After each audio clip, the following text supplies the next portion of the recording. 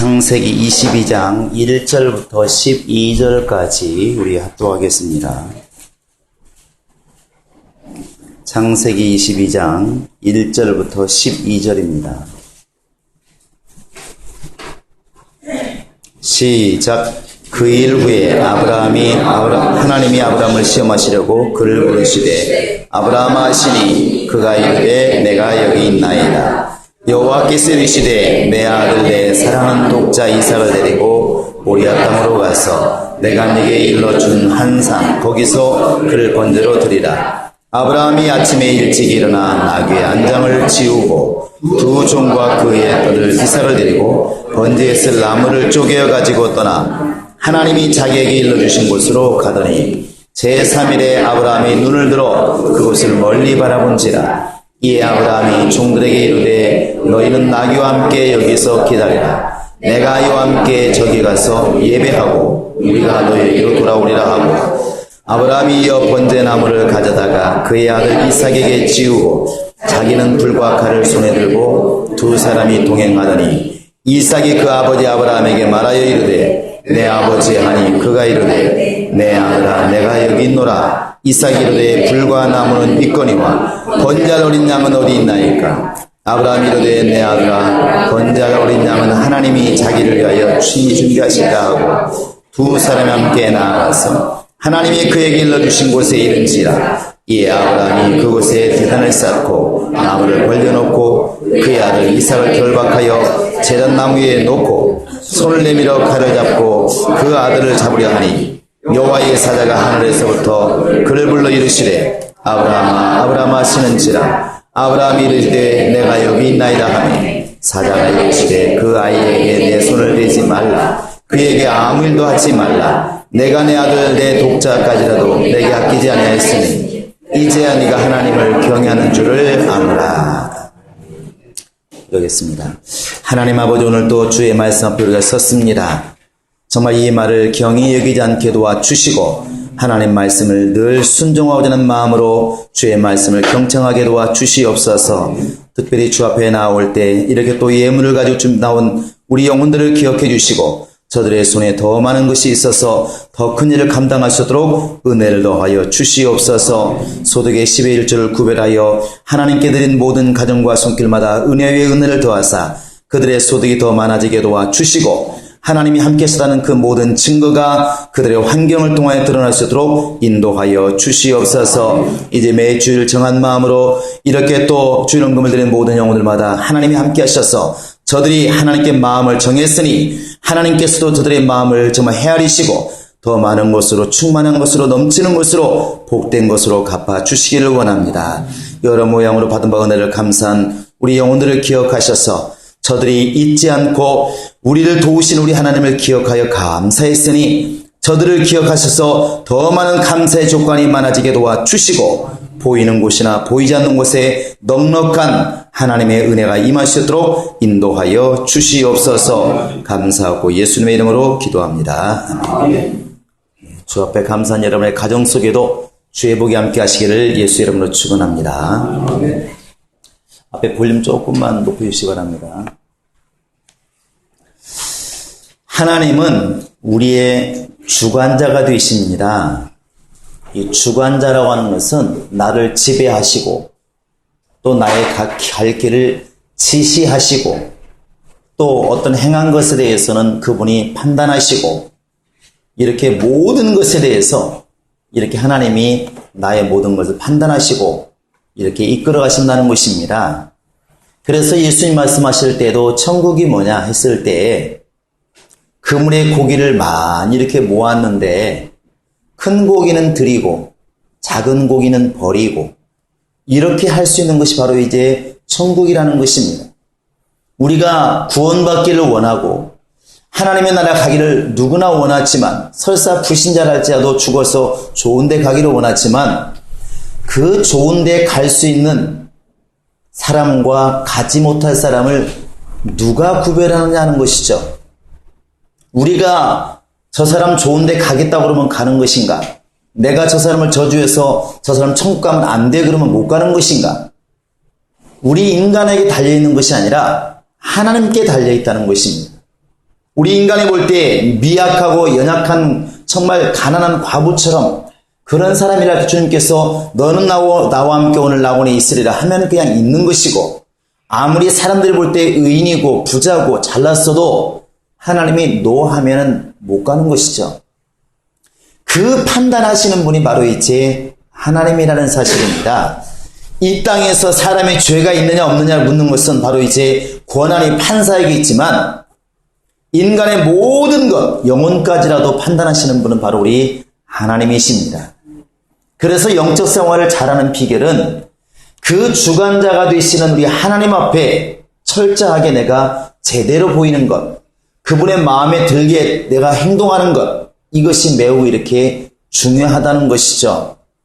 하나님이 지금도 여러분과 지금 나에게서 원하시는 것은 바로 의를 원하시는 겁니다. 로마 3장에도 하나님이 세상에서 의인을 찾았지만 세상에 의인은 하나도 없더라, 하나님이 이렇게 판단하셨고, 의인이 하나도 없다는 것은 인류 중에서 한 사람도 구원받을 사람, 영생할 사람이 없다는 것입니다. 그래서 하나님께서 예수를 이 땅에 보내신 겁니다. 의인이신 예수를 보내어서 누구든지 간에 예수를 믿으면 그 믿음을, 원래는 의가 없었지만 그 믿음을 하나님께서는 의로 여기시겠다, 이렇게 하나님의 법을 정하셨어요. 여러분과 지금 내가 사는 것은, 영생할 수 있는 것은 원래 내가 깨끗하고 의로워서 영생하는 것이 아니라 그 의로우신 예수를 믿는 그 믿음을 가졌기 때문에 사는 것입니다. 그 믿음을 하나님께서는 이렇게 의로 여기신다는 것이죠. 하나님은 지금도 그 믿음이 있느냐 없느냐를 지금도 판단하십니다. 우리가 지난주에 들은 것처럼 낭망하지 말라 했을 때에도 정작 주님이 원하시는 것은 믿음이었다.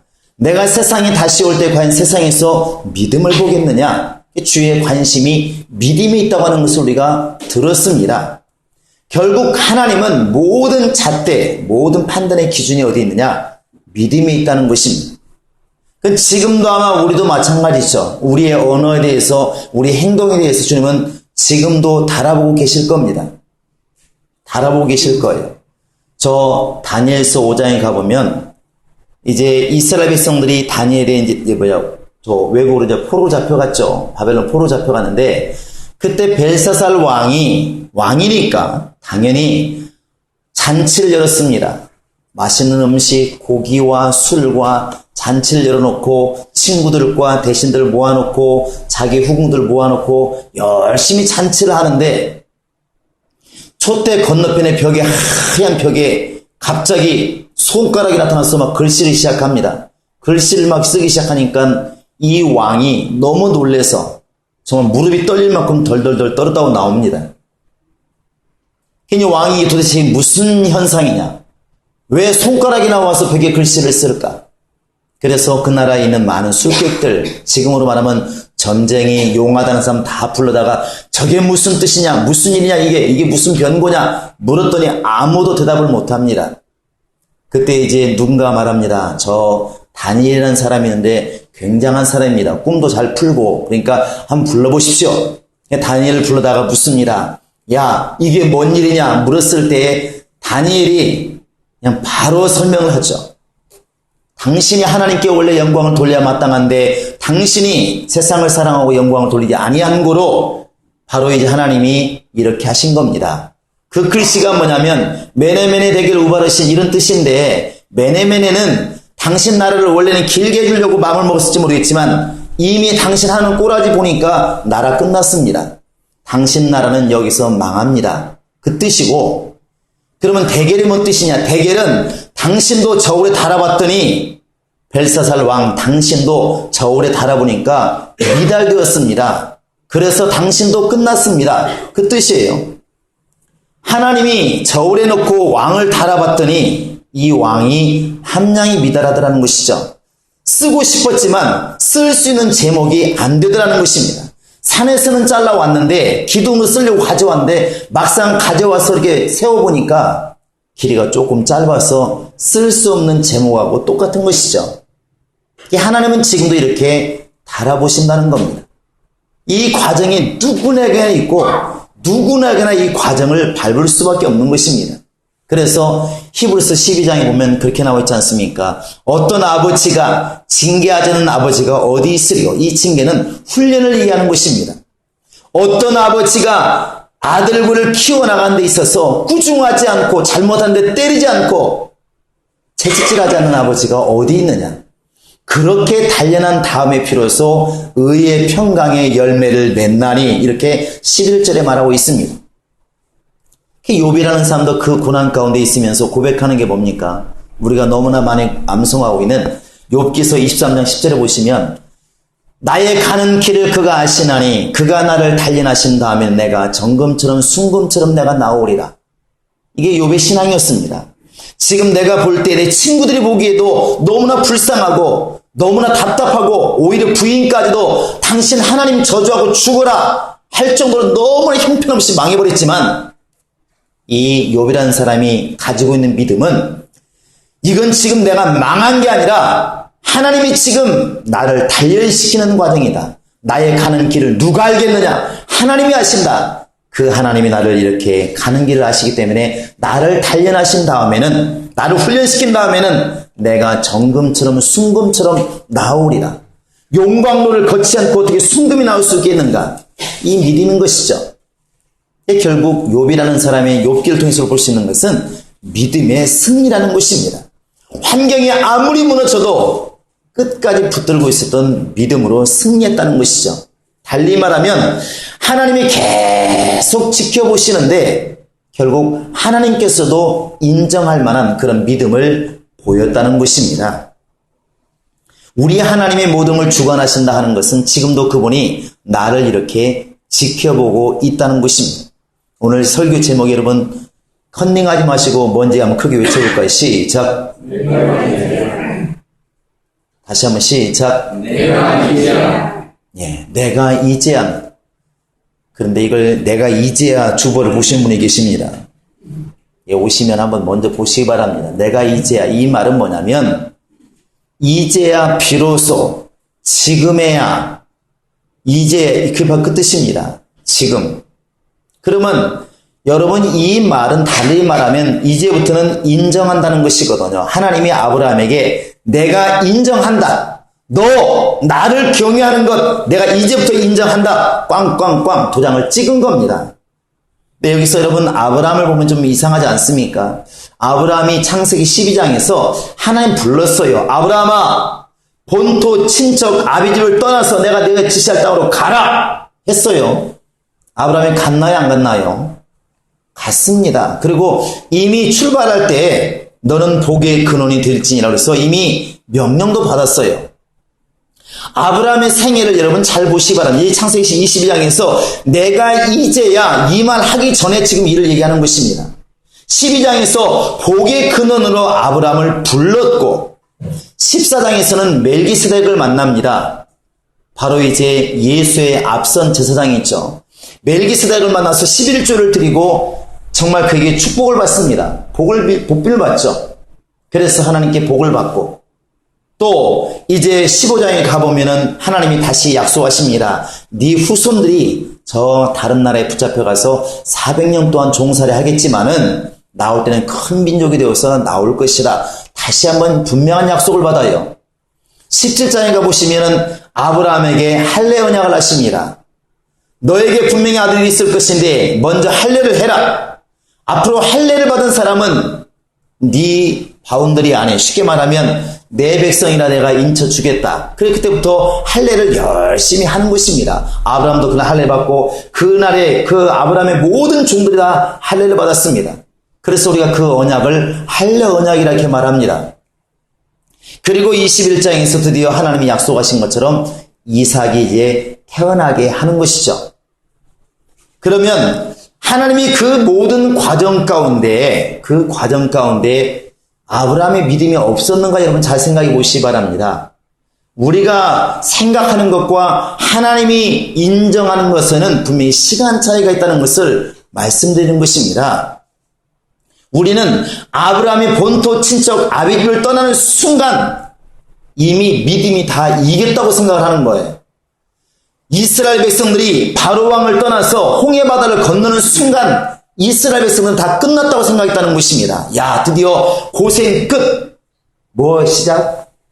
행복 시작. 이렇게 생각을 하는 것이죠. 왜? 세상 군대 자기를 괴롭히던 왕도 죽고 모든 군사가 수몰됐으니까 더 이상 괴롭힐 자가 없잖아요. 더더군다나 우리가 믿는 하나님이 그렇게 나를 위해서 적군을 때려 부쉈으니까 끝났다고 생각한다는 것입니다. 아브라함이 본토 친척 아비집을 떠나는 것과 똑같은 것이죠. 그런데 이스라엘 백성들은 홍해바다 건너는 순간에 야, 드디어 지긋지긋한 종살이 끝났다 이제. 드디어 행복하겠다. 이렇게 마음을 먹었을지 모르겠지만 하나님은 그때서부터 비로소 지켜보기 시작한다는 겁니다. 지켜보기 시작하는 거죠. 물이 없을 때 어떻게 말하는지, 먹을 게 단순할 때 어떻게 말하는지, 그게 가네스밭 바네아 그 광야에 갔을 때 절정에 이르지 않습니까? 12명의 정탐꾼을 보내서 갔다 왔더니 이렇게 말합니다. 10명이, 12명에서 10명이. 그 땅에 가보니까 적과 꿀이 흐르는 것은 분명히 맞다. 너무 좋은 땅은 맞는데 그곳에 아낙 자손이 있고 네피림 자손이 있어서 우리 가면 죽었다. 끝났다 이제. 무슨 놈의 하나님이 약속하신 땅이 그 모양이야. 죽었다 우리. 그러니까 백성이 밤새 울고 하는 말이 뭐냐면 애굽으로 차라리 돌아가자. 죽는 것보다는 종살이하는 게 낫지 않겠느냐. 차라리 이렇게 고생하느니 세상에 들어가서 세상의 종이 되는 것이 낫지 않겠나 이렇게 말을 했어요. 하나님께서 말씀하십니다. 너희가 정탐하고 온 그 40일을 갖다가 하루를 1년으로 계산해서 40년 동안 너희들은 광야에서 헤맬 것이다. 이스라엘 백성은 홍해바다 건너는 순간에 모든 것이 끝났다고 생각할지 모르겠지만 하나님이 요단강을 건너갈 때까지는 지켜보고 있다는 것을 여러분 염두에 두시라는 겁니다. 하나님이 아브라함을 저 갈대아우르에서 불러냈을 때 우리를 떠나는 순간 우리는 다 야 아브라함 대단하다 이렇게 인간은 보지만 하나님은 그때부터 지켜보시는 겁니다. 떠났기는 떠났는데 저게 믿음으로 떠난 것인지 아니면 상황이 어려워서 떠난 것인지 지켜본다는 것이죠. 그래서 바로 저 애굽을 떠나서 비로소 하나님의 인정을 받고 약속의 땅까지 들어간 것은 여호수아와 갈렙밖에 없습니다. 나머지는 중간에 다 저울에 달아보니까 다 미달됐다는 것이죠. 아브라함이 지금 창세기 20장에 와서 비로소 내가 이제야 하나님 이렇게 말씀하시는 걸 잘 들어보시기 바랍니다. 그러면 그 전에 하나님께서 할례를 받아라 할 때 할례 팍 행하고 떠나라 그냥 팍 떠나고 조카 가정과 싸울 때도 오히려 조카에게 좋은 땅을 주고 자기는 하나님의 이름만 가지고 떠나고 아브라함은 얼마나 믿음이 있습니까? 근데 하나님은 모든 과정을 지켜보고 있다는 것이죠. 우리가 생각할 때는 어떤 사람이 예수 안에 딱 들어오면 세상에 살다 예수를 믿으면 야 정말 대단하다 훌륭하다 구원받다 이렇게 말하지만 하나님은 그때부터 지켜보신다는 겁니다. 저 사람이 지금 세상에서 너무 힘드니까 아프니까 가난하니까 그거 해결해 보려고 지금 예수를 믿는 것인지 진짜 하나님의 나라에 소망이 있어서 영생을 얻으려고 지금 예수 믿는 것인지 지켜본다는 것이죠. 사건마다 언어마다 행동마다 지켜보신다는 것입니다. 바라보신다는 것이죠. 그러니까 아브라함이 멜기세덱을 만나고 하나님께 주의 사자를 영접하고 할례를 행하고 이 모든 과정을 하나님 다 지켜보고 있는 것입니다. 근데 아브라함은 다 통과를 했어요. 마지막 정말 어려운 시험 독자를 바치라는 그 명령까지도 아브라함은 가감없이 순종을 했습니다. 하나님께서 네 믿음은 진짜 믿음이다 하고 딱 이렇게 인치는 겁니다. 네 믿음은 진짜 믿음이다. 꽝꽝꽝 이제 도장을 매기는 것이죠. 이스라엘 백성들은 광야에서 그 믿음을 보이지 못한 것이고 그래서 하나님이 이렇게 우리를 심판하시고 판단하시고 이렇게 하실 때에 하나님은 분명히 우리의 모든 것을 지켜보고 있다는 사실을 염두에 두는 것이 매우 중요합니다. 왜 우리가 이렇게 의인의 길을 가야 될 것인가? 왜 자꾸만 하나님을 기억하고 그렇게 힘든 중에도 믿음을 저버리지 말아야 되는 것인가? 시편 1편의 6절에 보시면 이렇게 되어 있습니다. 하나님은 의인의 길은 인정하시나 악인의 길은 망하리로다 그랬어요. 의인의 길은 인정하시나 하나님이 의인이라고 인정하시는 그 순간까지가 너무 고통스럽다는 것이죠. 아브라함 이야기가 나왔으니까 얘기인데 아브라함이 몇 살 때 부름받았나요? 보통 학자들이 이제 네가 본토 친척 아비 집을 떠나라 이렇게 명령을 들었을 때 보통 75세라고 그럽니다. 75세. 장로님이 지금 연세 드시나요? 70은 5년 뒤에 떠나야 될 텐데. 네, 준비하고 있는데. 이제 아프리카로 가라, 가야 됩니다. 이렇게 이제 본토 친척을 떠나라는 명령이 75세에 부름받았어요. 그런데 이삭을 몇 세에 낳았나요? 어려운 질문인가요? 늘 하는 말 있잖아요. 몇 세나 되어서 100세나 되어서 애를 낳았습니다. 근데 몇 살 때 이삭을 바쳤나요? 그건 잘 나와 있지 않지만 23장에 보시면 사라가 죽는 모습이 나와요. 사라가 127세인가 먹고 죽습니다. 그러면 그 전에 이삭을 바친 일이 있었기 때문에 사라가 120살 되었다 하더라도 어쨌든 아브라함이 보았을 때 130살이나 120살 되었다는 얘기죠. 거의 그쯤 되었을 것입니다. 그때 이삭을 바친 거예요. 그럼 70살에 75살에 부름받아가지고 85세, 95세, 105세, 115세, 125세 거의 4, 50년 됩니다. 그 기간 동안 성경이 창세기 12장에서 아브라함 이야기가 거의 25장까지 써 있는데 그 창세기 귀한 창세기에서도 10장 이상을 아브라함이 부름받은 순간부터 아브라함 바치는 이 순간 내가 이제야 이때까지 일을 기록한 거예요. 굉장히 많이 기록했습니다. 그러면 이삭을 바치고 아브라함이 바로 죽었느냐? 바로 안 죽었어요. 아브라함은 25장 7절에 보시면 175세까지 삽니다. 그런데 22장에서 이런 일이 있은 다음에 한 두세 장 지나가면 아브라함이 죽어요. 그건 두 장밖에 안 됐다고 세월이 짧으냐? 아니에요. 굉장히 길어요. 12장부터 22장까지 오는 기간 굉장히 사연이 많으니까 긴 세월처럼 보이지만 사실은 독자를 바치고 그 다음에 죽을 때까지 살아간 기간이 더 길다는 겁니다. 왜 기록을 안 했느냐? 기록할 게 없습니다. 왜? 하나님이 인정하시는 다음부터는 별로 어려움이 없었으니까. 별로. 이 앞에처럼 무슨 애굽 왕에게 아내를 빼앗길 위험이 있었습니까? 무슨 전쟁이 있었습니까? 조카 때문에 싸울 일이 있었습니까? 그런 일이 없었다는 것이죠. 내가 이제야 이때부터는 누가 인도하시느냐? 하나님이 인도하신다는 것입니다. 그러면 이전까지는 어땠느냐? 이전까지는 하나님이 말씀하시면 이 아브라함의 의지를 가지고 순종하는 것입니다. 철저히 순종을 하는 거예요.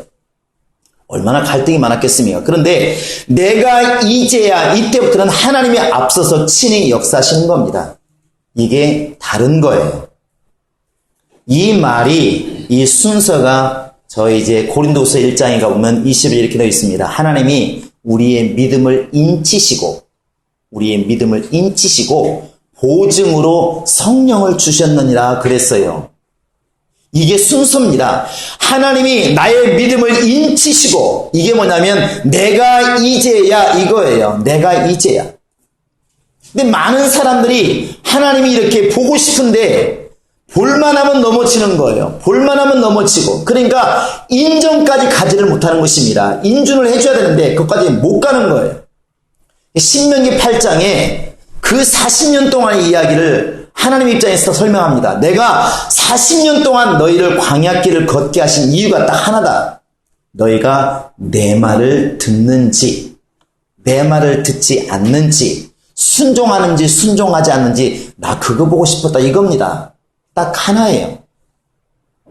하나님의 시험은 한 번 실패하면 시험이 점점 길어집니다. 그러니까 40일 동안에 제대로 보고 와서 제대로 아니다. 여호수아 칼렙처럼 저들 우리의 밥이다. 가서 취하자. 이렇게 쓰면 바로 들어갈 수도 있었을 텐데 거기서 믿음을 보이지 못했기 때문에 40년을 헤매는 것처럼 우리의 신앙도 그럴 수 있다는 것이죠. 하나님께서 때로는 욥처럼 물질도 때로는 거두어 보시고 때로는 환경도 어렵게 해보시고 때로는 어렵게 환경도 이렇게 열어보시면 사람들이 견디다가 실망하고 떠나버린다는 것이죠. 에이씨 안 되나 보다. 탑을 쌓다가 무너뜨리고 하는 거 똑같은 것처럼 하나님이 내가 이제야 여기까지 딱 넘어가 버려야 되는데 넘어가지 못하고 쓰러지고 넘어가다 못하고 쓰러지고 이렇게 되는 것입니다. 이게 우리가 이렇게 항상 그런 얘기하죠. 의지가 약하다는 말을 많이 하는데 이렇게 아이들이 또 뭐 이렇게 어떤 일이 취직해가지고 일을 했을 때 어떤 아이들이 6개월 못 견디고 계속 나온 애들도 있습니다. 그러니까 어떤 청년이 계속 들었다 놨다 들었다 하는 거예요. 한 뒤에 10군데 회사를 옮기면 처음에는 그 자식이 이렇게 취직했다고 할 때 얼마나 기뻤을까, 부모가 자랑도 하고. 그런데 한 번 나와, 두 번 나와. 그때 이해를 해요. 사장이 괴롭대. 사장이 이상한 사람이래. 그런데 빨리 나와라, 빨리 나와. 다음에 갔더니 여기는 장래 비전이 없대. 그런 데 있으면 안 돼, 빨리 나와라. 내가 한 5번 옮기고 나면 이제 뭐라 그럽니까? 가만히 보니까 사장이 아니라, 회사가 아니라 네가 문제인 것 같다. 이제 알게 되는 것이죠. 그때부터는 이제 한 10번 옮기고 나면 엄마 나 취직했어 그러면 뭐라고 말합니까? 열심히 다녀라. 인격적인 부모는 그렇게 말을 하고 이제 되는 대로 확 나오는 사람들이 이렇게 말합니다. 두고 봐야지. 이렇게 말하죠. 그건 부모 마음속에 인정이 안 된다는 겁니다. 내가 이제야 이게 안 되는 거예요. 내가 하려다가 또 넘어지니까 다음에 해야지. 내가 하려다가 또 안 되니까 다음에 해야지. 결국 하나님 입장에서는 인정하고 싶은데 인정이 안 되는 것이고 인쳐주고 싶은데 인쳐지지 않는 것입니다. 네 믿음이 내가 진짜 인정하는 믿음이 되었다. 이렇게 딱 해주고 싶은데 거기까지 못 넘어가는 것이요. 가다가 말고 가다 말고 가다 말고. 우리의 신앙은 바로 하나님이 지켜보고 있다는 이 사실을 염두에 두는 겁니다. 그래서 그 하나님이 인정하는 데까지 내 믿음을 올려놓는 것이 우리의 영적 생활이에요. 내 신앙을. 여기까지 우리의 신앙에 올려놓지 못하면 결코 하나님의 인정을 받지 못합니다. 성경의 사람들은 다 이 부분을 통과한 사람들이에요. 아브라함도 내가 이제야 이 과정을 통과했던 것이고 욥이라는 사람도 그 입술을 범죄치 아니하니라고 이미 하나님의 법을 통과했던 것이고 다윗 같은 경우도 사울왕이 쫓겨다닐 때 여러분 성경 보시면 알겠지만 사울왕을 지금 무서워한 게 아닙니다. 다윗은 사울이 무서운 게 아니에요. 사울을 죽일 때도 몇 번 있었습니다. 죽일 기회가 있었지만 죽이지 않습니다. 왜 안 죽였을까요? 사울이 무서워서? 아닙니다. 하나님이 두렵다는 것이죠. 내가 양을 키울 때나 지금 내가 왕으로 기름 붓고 지금 쫓겨다니는 입장에서나 왕이 되었을 때나 나를 지켜보시는 하나님, 나를 주관하시는 하나님, 나를 목동으로 세우신 것도 하나님이시고 왕으로 세운 것도 하나님이시고 그 하나님이 인정하지 아니하시면 아무것도 아니라는 것을 다윗은 너무나 알고 있다는 것입니다. 너무나 알고 있는 거예요.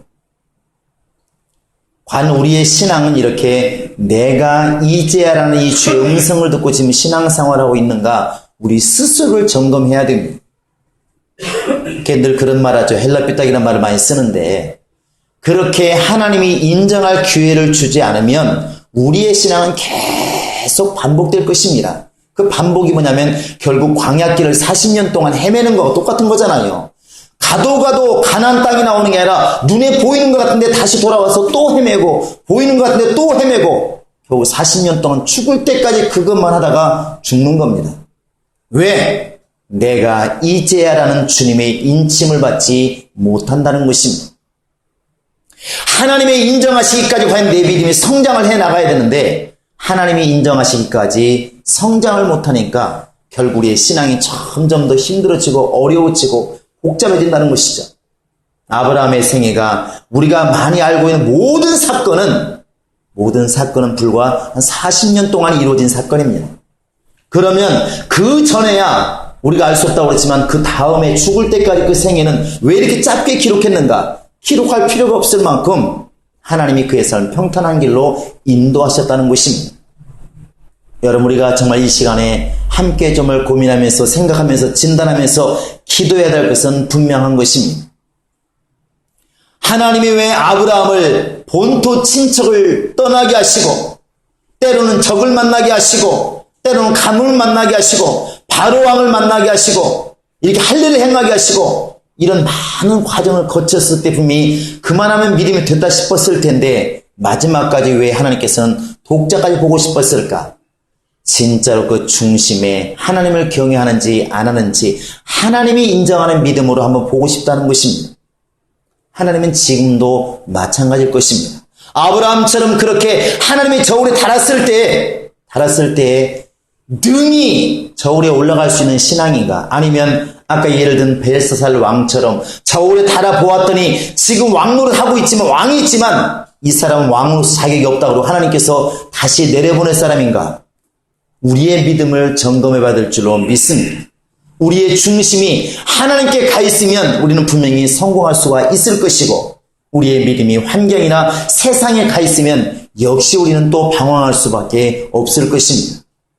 여기 있는 우리 모든 성도들은 하나님이 이렇게 여러분을 연단하실 때, 또 우리를 훈련하실 때, 그것이 환경이 될 수도 있고 사람이 될 수도 있고 물질일 수도 있겠지만, 그런 것이 올 때에 한번 여러분 주님을 기억하시기 바랍니다. 이런 상황에서 내가 이렇게 말하면, 이렇게 행동하면 주님은 과연 기뻐하실까 아니면 싫어하실까? 아브라함처럼 기뻐하실까 아니면 싫어하실까? 우리가 한 번만 생각해 본다면 우리의 삶이 하나님이 인정하시는 그런 삶으로 이렇게 바뀔 수가 있을 것입니다.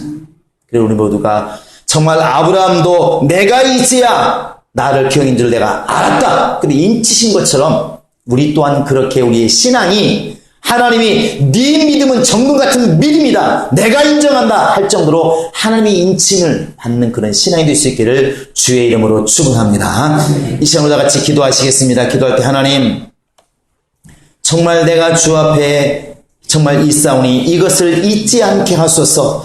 하나님이 나를 광야길로 걷게 하신 것, 때로는 가난한 길로, 힘든 길로, 어려운 길로 걷게 하신 것, 지금 내가 고난이 있는 것, 환난이 있는 것, 어찌 보면 이것이 정말 내가 이런 상황 속에서도 하나님을 경외하는지, 하나님을 사랑하는지, 제대로 믿고 있는지 보고 싶어하는 하나님의 눈, 관심 있는 주님의 눈이 있다는 것을 깨닫게 도와주시고 하나님께 인정받는 신앙 되게 하소서. 다 같이 우리 기도하시겠습니다.